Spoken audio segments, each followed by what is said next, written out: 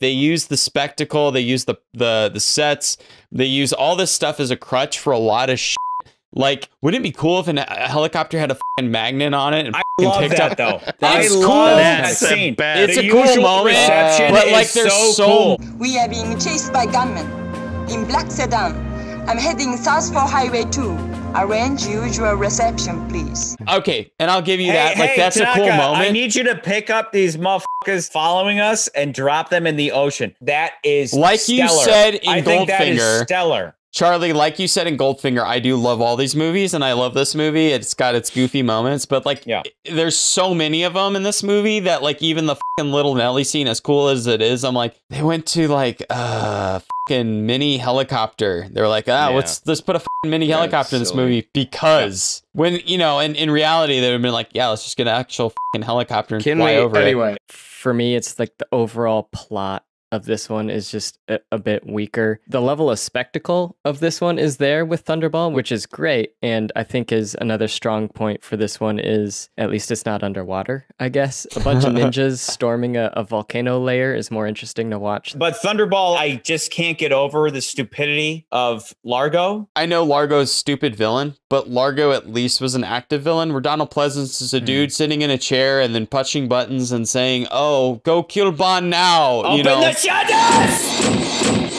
Close the shutters. You Only Live Twice and Thunderball don't have the same plot conveniences, except for the ending. The villain's plan doesn't quite make sense. I think the last movie, the villain's plan makes way more sense, even though we've already said that Largo's kind of a dumbass in many different ways. But this film, it's like, does Spectre really think this through? Do they really think like this was going to be like, why are we keeping the astronauts? For the directors, for the story, for the audience to be like, now Bond has these allies for this scene. Like, that's where it's like, are you doing it for the logic of it? Or are you doing it just so Bond has folks to help him out? Yes, this movie spent a ton of money on a lot of spectacle, just like Thunderball. But I think for some reason, the cinematography fails. And sure, cinematography, it's a big word, right? But ultimately what it equates to is the way your eyes see the movie. And the movie looks cheaper. It looks flat.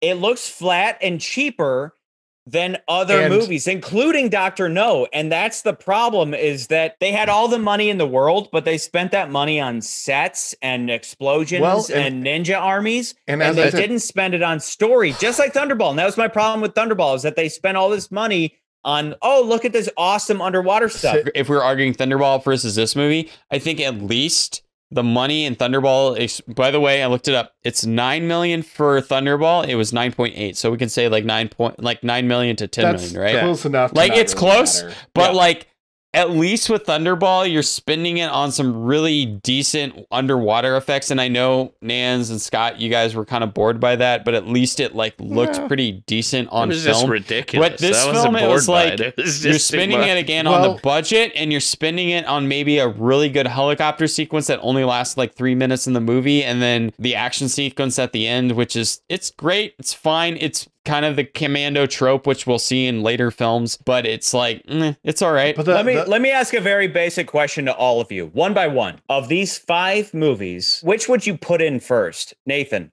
which movie would you want to watch right now?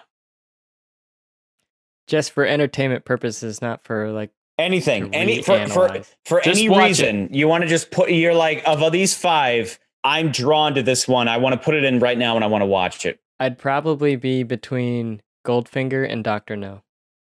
Patterson. Goldfinger, no doubt. Scott. Goldfinger. McCurdy. Goldfinger. So Goldfinger is number 1. I think we all agree From Russia with Love is still at number 2. Yep. Right? Yep. Number 3, again, this is where the trouble comes. Would you rather put in Dr. No or You Only Live Twice or Thunderball for number 3? No. Dr. No. I put Thunderball in. I'm gonna say Dr. No. Scott? Yeah, I'm gonna say Thunderball. It's the first time I've ever seen Scott think. So here's the thing. It sounds like we're juggling between Dr. No and Thunderball being 3 and 4, which kind of automatically means You Only Live Twice is at the bottom. I totally agree. Where we're at. Yeah, that's a different way to approach it. I like that. Makes sense. Let me just strike it into stone, and we'll see how we feel about it. Goldfinger maintains supremacy. Yep. From Russia with Love, number 2. Yep. Dr. No at number 3. Yep. Thunderball at number 4. Yep. And You Only Live Twice in last place at number 5. Yep. I agree. And the usual disclaimer, You Only Live Twice is a lot of fun. I would rather watch You Only Live Twice over just about anything else that came out in 1967. Fair enough. That's the way I would put it. Like to the credit of the movie, it is a fun movie to watch in general. Yeah. Like I would not mind watching this movie at all. It just doesn't stand up to its competitors, and that's films, why it's at the bottom. Yeah, exactly. Yeah, for me, it's like the first half of the movie is pretty strong, and then it kind of falls apart towards the end where we find out about the whole think that's Spectre ultimately plot and what everything going on. Yeah. Like if we're gonna point to anything being like the factor here, it's just like Goldfinger's fun the whole fucking movie, and it makes sense the whole fucking time. Yeah. And also, Goldfinger is just again, cinematography is not exactly story, but they are hand in hand, right? Well, the way something looks reflects the way that it feels. And Goldfinger is. Like I don't know who was the cinematographer on this. I assume it was a new guy that came with Lewis Gilbert. So the new guy, Lewis Gilbert. But this movie is probably, ironically, because of the budget, the ugliest.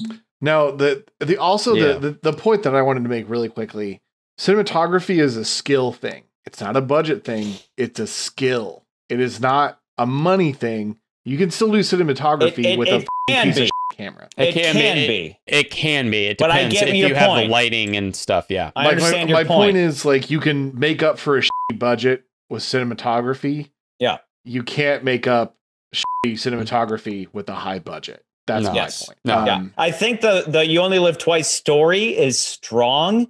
It's weak in its direction, it's weak in its cinematography, and it's weak definitely in it. Even though we think at first glance it might be stronger than Thunderball, it's not as weak in the story as you maybe think it is.